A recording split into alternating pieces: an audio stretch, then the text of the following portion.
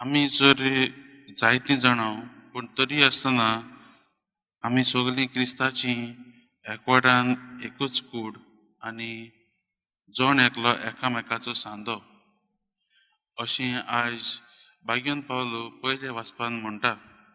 आमी सगळीं भाव भयणी देखून आमी एकवटान आनी मोयपासून रावूंक तो आमकां जिवंक आपयता. देखून गरजेक सांपडलेलीं आमची भाव भयणां आसात तांकां दांपनासतना तांकां हुस्को दाखोवंक तांचे जतनाय घेवंक आयज आमकां हें पयलें वाचपांतल्यान भाग्यान पावलो आमकां आपयत आसा.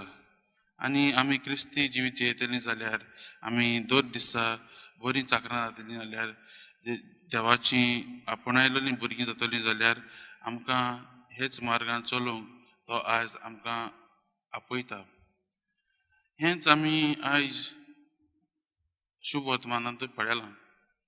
जेजू एक वपार सांगता आनी तातूंत आमी पळयतात की आमी गिरेस्त जावं वो गरीब जावं आमकां सगल्यांक आपोवणें आसा जेजूच्या राजांत. जेजून आज शुभ वर्तमानांतल्यान आमी पळयता तो इस्रायल लोकांक उगडास कोता की तांकां पयलीं वेंचून काडलोलीं जेजूच्या देवाच्या मेजार देवाच्या बरोबर जेवणाक बसूंक. पूण जायते इस्रायलकार लोकांनी हें देवाच्या उल्याक कान दिलो ना. देखून जेजू म्हणटा की सगल्यांक आमंत्रण आसा. तो गिरेस्त जावं वो गरीब जावं तो ह्या सस्तीचो जावं दुसऱ्या सस्तीचो जावं तो व्हड मनीस जावं वो धाकटो मनीस जावं सगल्यांक देवाच्या राजांत आपोवणें आसा. आनी तें आमचे सगल्यांचेर आदारलेलें आसा. आमी तें देवाच्या राजाक वो देवाच्या उल्याक कान दितात काय वो आमी त्या मनशां भाशेन जीं निबान दिवंक लागल्यांत ते भाशेन जाल्यात काय. आमी आमच्या जिवितांत हेच प्रश्न करुया की तेन्ना जेजू आमकां आपयता कोडी आमकां आमी वेता आसतना रस्त्यार आमकां एक गरजेवंतान सांपडलेलो आमचो एक भाव वो भयण आसा ताका आमी आदाराक पावतात काय. हेंच करूंक जेजू आज आपयता.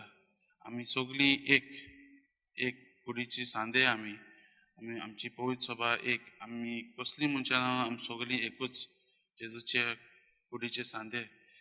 आनी आज जेजू आमकां म्हणटा दुसऱ्या कुडीचे सांदे चलतले जाल्यार एकामेकाचो आदाराक पावोवंक गरजेचें.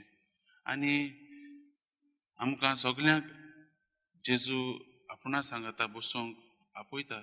जायते फावटी आमी आमच्याच वावरांनी बुडलेलीं आसात ते मनीस कोणाक आपयल्ले जेवणाक ते भाशेन आमी निबान येत आसतात.